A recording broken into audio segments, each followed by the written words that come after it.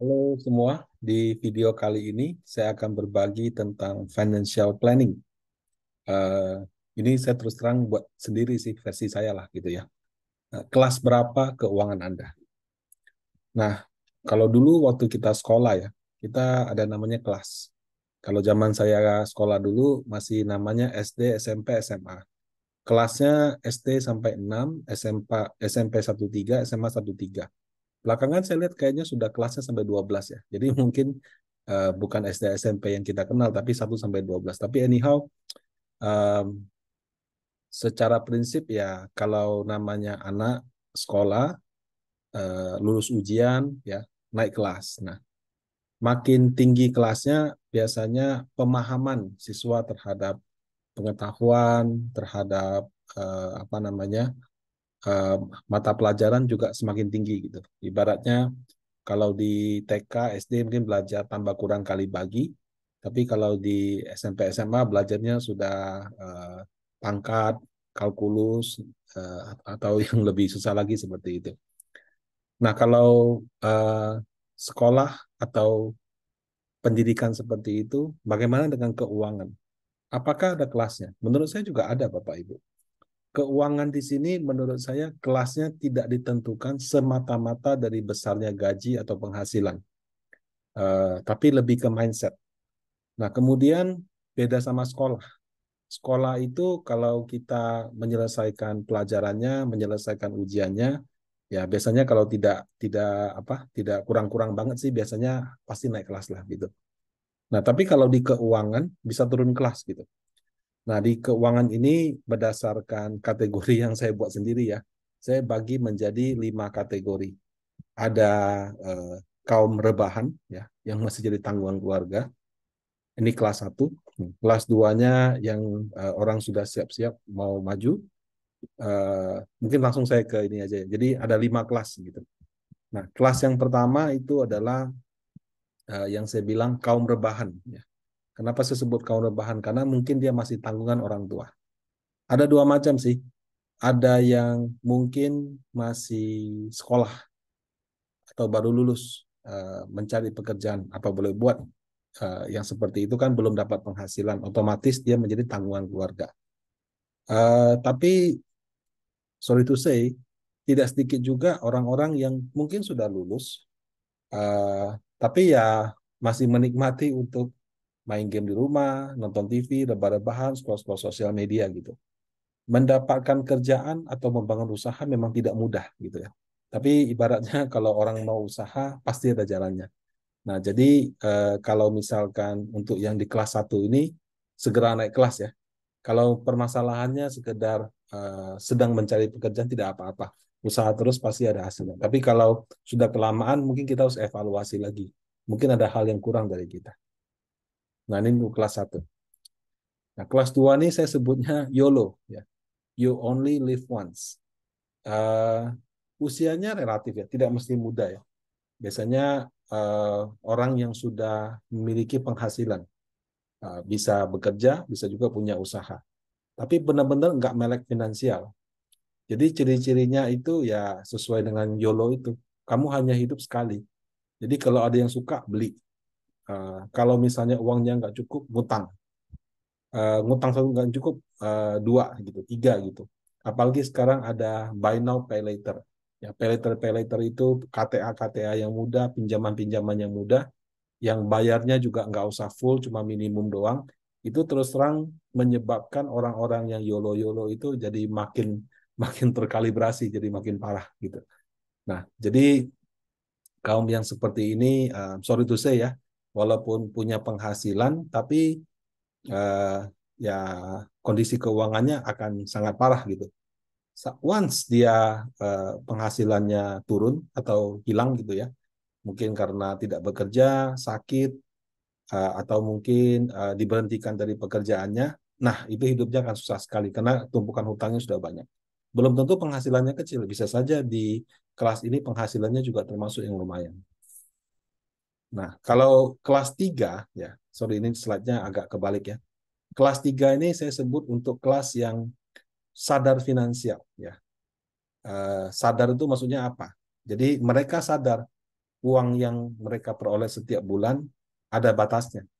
Sehingga mereka dalam melakukan pengeluaran juga disesuaikan dengan penghasilannya. Nah, mungkin ada tabungan sedikit, mungkin dia juga ngambil cicilan mobil, cicilan motor, cicilan apartemen, seperti itu. Nah, kelas seperti ini mungkin yang paling banyak kita temuin yang ada di sekitar-sekitar kita. Tapi kelas 3 ini menurut saya sadar aja nggak cukup. Kenapa? Karena kalau kita sadar, ya, tapi nggak melakukan apapun untuk masa depan kita, biasanya paling banter ya deposito. Uangnya taruh deposito. Bukan berarti orang taruh deposito nggak ada duit ya. Bisa juga duitnya banyak, tapi sebatas hanya deposito saja. Dia nggak berpikir mungkin sekarang usianya misalnya anaknya masih kecil. Kalau ada apa-apa dengan dia, bagaimana? Dia jadi sandwich generations. Ada apa-apa dengan dia, orang tuanya bagaimana? Nah, apakah dia sudah punya asuransi yang cukup? Asuransi di sini bukan sekedar asuransi BPJS yang kalau kita masuk rumah sakit sekarang sudah cover full. Tapi asuransi untuk menggantikan penghasilannya hilang kalau dia bekerja atau punya usaha. Bagaimana dengan keluarga yang ditinggalkan? Mungkin ya. Apakah dia pikirkan misalnya suatu saat mungkin anggota keluarganya ingin sekolah gitu ya. Sekolah kan tidak murah, apalagi ingin melanjutkan ke sekolah yang tinggi. Biaya pendidikan pada saat itu mungkin sudah sangat tinggi. Atau masa depan dia sendiri, pensiunnya dia. Apakah uang deposito yang dia simpan cukup untuk lifestyle dia pada saat pensiun nanti ketika tidak bekerja? Apakah dia juga punya dana darurat kalau misalkan menghadapi situasi-situasi itu? Jadi sadar itu sudah starting yang bagus. Tapi kalau tidak lebih lanjut, mohon maaf, mungkin pada masa tuanya lifestyle-nya itu harus di-adjust ke bawah gitu. Kenapa? Karena mungkin dia tidak menabung dengan cukup, bukan karena dia tidak menabung ya, tapi mungkin tidak tidak melakukannya dengan cara yang baik seperti itu. Nah, kelas 4 ini menurut saya adalah kelas yang kalau sekarang kita kelas 3 minimal kita aim naik ke kelas 4. Kelas 4 ini adalah orang yang berusaha untuk mencapai financial freedom. Berusaha loh ya, belum financial freedom. Nah, berusaha itu saya kategorikan sebagai orang yang dia tidak sekedar menyisihkan uang sisa. Jadi misalnya penghasilan 10, pengeluaran 7, sisakan 3, enggak seperti itu. Sudah dipos-poskan. Mungkin dia sisihkan dulu baru dia belanjakan. Jadi kalau melek finansial sadar gitu ya. Dia punya penghasilan berapa, ya udah dia spend, sisanya dia tabung. Kalau yang berusaha untuk mencapai financial freedom, dia simpan dulu baru dia belanjakan sisanya. Kemudian waktu dia simpan sudah dia pos-poskan. Oh, ini untuk dana darurat. Ini untuk misalnya yang masih single pengen menikah, pengen pesta pernikahannya agak oke gitu. Oh, yang mungkin dia mulai berpikir kalau tiap hari pulang pergi naik Grab, naik Gojek, waktu hujan, panas, dengan punya kendaraan sendiri, mana yang lebih efisien supaya nggak sekedar cuma biaya, tapi juga efisiensi. Mungkin dengan sampai lebih cepat, sampai lebih nyaman, produktivitas lebih tinggi. Jadi dia mulai memikirkan, oke, bagaimana saya mulai DP kendaraan untuk kantor. Ya, mungkin kalau di kota besar rumah mahal sekali ya, tapi kalau di agak sampingan atau di kota-kota yang lebih kecil, mungkin dari gaji-gaji masih bisa dapat lah seperti itu. Ya, dia mulai mensisihkan oke untuk pendidikan anak sekian. Atau yang paling gampang, mungkin semua itu belum ada, dia cuma berpikir gini aja, gimana caranya punya 50 juta pertama? Gimana caranya punya 100 juta pertama? Gimana caranya punya 1 M pertama? Ya. Sudah punya target, dia berusaha mencapai ke situ. Nah, punya target itu penting. Kenapa? Karena kalau punya target, kita lebih punya motivasi. Ketika kita menyimpan uang sisa, kita ya simpan aja. Tapi saya punya target nih, pengen punya 1 miliar, pengen punya 2 miliar, pengen punya 5 miliar. Nah, ketika mencapainya dan makin mendekati target tersebut, ada rasa kepuasan tersendiri, ada motivasi tersendiri.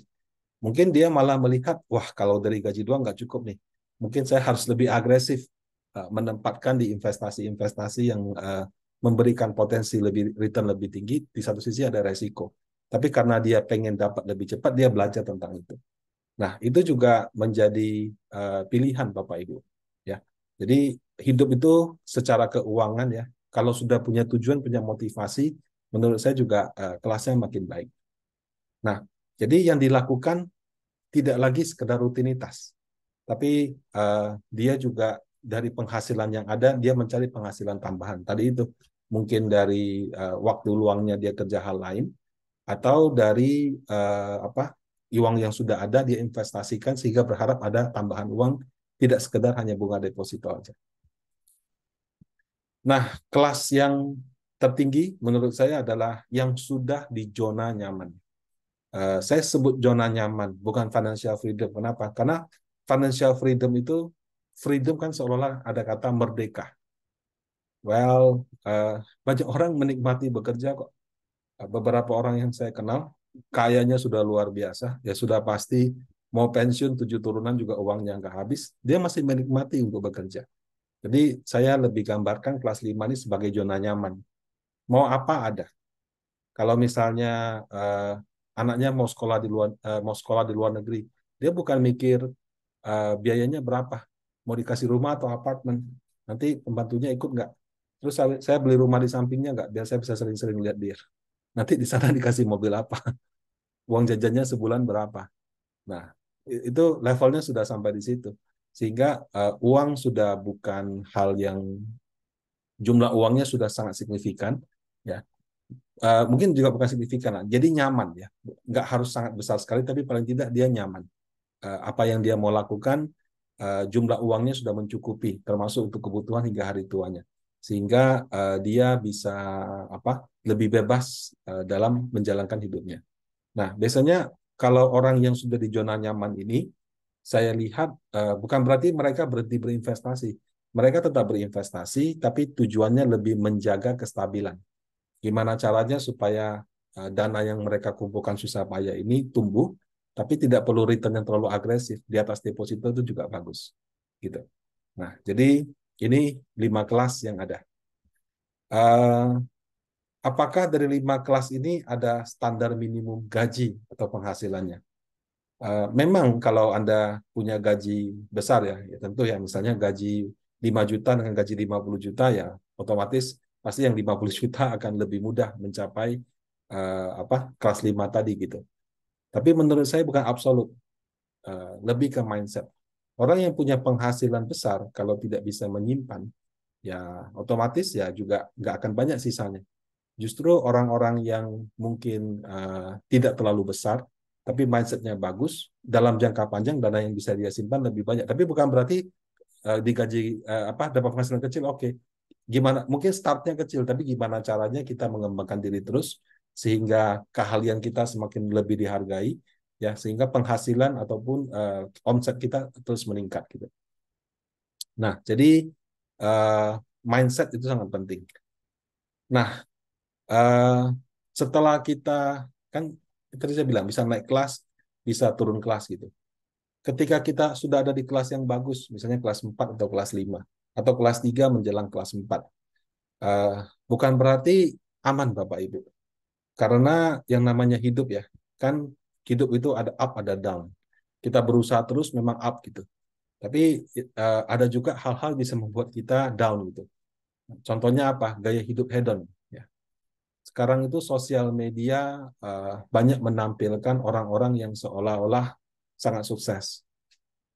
Punya ini, punya itu, kita kepengen gitu. Ada yang memang benar-benar kaya sehingga itu highlight highlight lah ya dari hidupnya gitu. Uh, Tidak sedikit juga yang sorry to say cuma mau kelihatan kaya seperti itu. Nah, yang jadi masalah karena yang disorot hanya hal-hal yang bagus, hal-hal yang pada saat dia sukses, tapi bagaimana upaya dia mencapai tersebut tidak dijelaskan. Orang-orang jadi berpikir, oh itulah standar yang benar. Akibatnya apa? Jadi ikut tergoda. Oh dia punya tas yang ini bagus, saya juga pengen punya. Dia jalan-jalan ke sini, saya juga pengen ikut. Dia ke sini, oh saya juga pengen ikut. Dia naiknya bisnis kelas, saya juga ikut. Duit nggak cukup, hutang gitu. Nah, jadi terpengaruh oleh orang yang flexing sama keinginan diri untuk flexing, ditambah dengan kartu kredit, ditambah dengan KTA, pay letter, pinjaman online, itu sangat berbahaya gitu ya. Jadi Kita boleh aja bekerja keras, punya usaha bagus, punya karir bagus, naik kelas terus, tapi di satu sisi lifestyle kalau tidak dijaga itu bisa membuat kita tergelincir.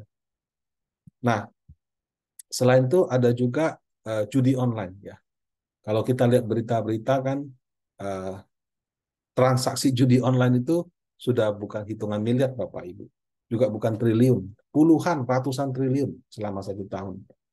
Um, Ya, kalau misalnya Anda lebih terbiasa dengan istilah gacor, rungkat gitu ya, dibandingkan ARB, ARA, NAV Reksadana, Funfexit, ya berarti ya, sangat mungkin Anda sedang kecanduan judi online gitu. Nah, eh, judi online ini menurut saya benar-benar senjata mematikan. Karena dia biasanya memberikan orang-orang yang baru ikut keuntungan, sehingga dia merasa, waduh, tahu gitu uangnya saya taruhan semua, bisa uangnya untungnya lebih banyak. Nah, ketika dia memasukkan uang dia yang banyak, ruginya semua, rugi yang besar. Nah, ketika rugi sudah hopeless, mereka punya keinginan besar untuk balas. Uangnya nggak ada. Nah, tiba-tiba di handphonenya muncul apa iklan KTA online gitu. Nah, dia pinjam uang dari KTA online, dilakukan judi lagi, akhirnya hutangnya makin menggunung seperti itu. Ya, jadi hati-hati ya, gaya hidup hedon, judi online itu bisa sangat membuat Anda yang tadinya ada di kelas atas itu bisa turun kelas gitu. Yang tadinya sudah mungkin di kelas 4 gitu ya, kelasnya sudah bagus, rencana ini itu karena ngutangnya yang banyak bisa turun jadi beban keluarga lagi gitu. Nah, jadi sangat disarankan ya orang yang sudah di kelas atas untuk bisa menjaga mindsetnya. Jadi terhadap flexingnya orang, mungkin jangan pakai handphone yang bagus, mungkin pakai yang jadul aja. Ya, jangan buka sosmed kalau misalnya handphonenya yang bagus bisa buka sosmed. Kalau misalnya tetap buka sosmed karena ada urusan kerja atau apa, imannya diperkuat. Ya. Tidak berarti orang ada kita ada. Kita kalau mau ada mampu dulu baru ada. Nah itu menurut saya itu cara untuk menjaga kelas kita. Uh, nah kalau yang apa namanya, yang judi online apalagi ya, judi online itu saya pastikan itu sudah seperti scam. Dia menipu Anda dengan menang di awal dan begitu Anda mulai serius kalahnya di akhir. Nah, jadi uh, apa yang bisa kita lakukan supaya kita ada di kelas yang dari sekarang kelas yang ada kita bisa naik kelas? Satu, tidak berhenti mengembangkan diri untuk bisa dapat penghasilan atau omset yang lebih bagus. Dan ketika kita sudah berkembang, dapat penghasilan bagus, omset yang bagus, juga bisa jaga pikiran dan iman gitu. Ya, jadi jangan terpengaruh dengan flexing orang, jangan terpengaruh dengan iklan-iklan judi yang tidak jelas. Nah, kemudian untuk menjaga itu, investasikanlah uang Anda di tempat-tempat yang benar, ya, supaya apa namanya, selain Anda bekerja menghasilkan uang, asetnya Anda juga menghasilkan uang. Memang investasi itu ada resiko, bisa untung, bisa rugi. Tapi paling tidak itu bukan tipuan-tipuan seperti judi online. Dan kalau Anda investasikan di jenis yang konservatif ya, kalau di reksadana ada reksadana pasar uang, reksadana pendapatan tetap, kalaupun ada resiko biasanya tidak tinggi seperti halnya reksadana saham. Nah, semoga yang kelasnya masih jadi beban keluarga bisa segera naik kelas. Yang kelasnya sudah 3, 4, 5, ya, yang 3 bisa naik ke 4, 4 bisa ke 5, yang kelima bisa bertahan di atas. Nah, demikian video kali ini. Semoga bermanfaat. Terima kasih.